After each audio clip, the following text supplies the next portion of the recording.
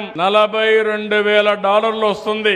అయితే ఈ రోజు నేను చెప్పేసి వెళ్ళిపోవడం లేదు. 47కు $42,000 రావాలంటే 2029 మళ్లీ ప్రజల దగ్గరకు పోయే లోపల ఎంత తలసరి ఆదాయం రావాలనో చాలా స్పష్టమైన హామీ ఇచ్చి దాన్ని అమలు చేస్తామని మీ అందరి సమక్షంలో మరొకసారి మీ అందరికీ విజ్ఞప్తి చేస్తున్నా. అయితే మీరు కూడా ఆలోచించాల్సిన అవసరం ఉంది. రాష్ట్రంలో ఉండే ప్రతి ఒక్క కుటుంబం కూడా ఆలోచించాల్సిన అవసరం ఉంది. 2047కి ఒక వ్యక్తి, ఒక కుటుంబం, ఒక గ్రామం, ఒక మండలం, ఒక జిల్లా ఎట్లుండాలో మీరు కూడా ఆలోచించుకోవాలి.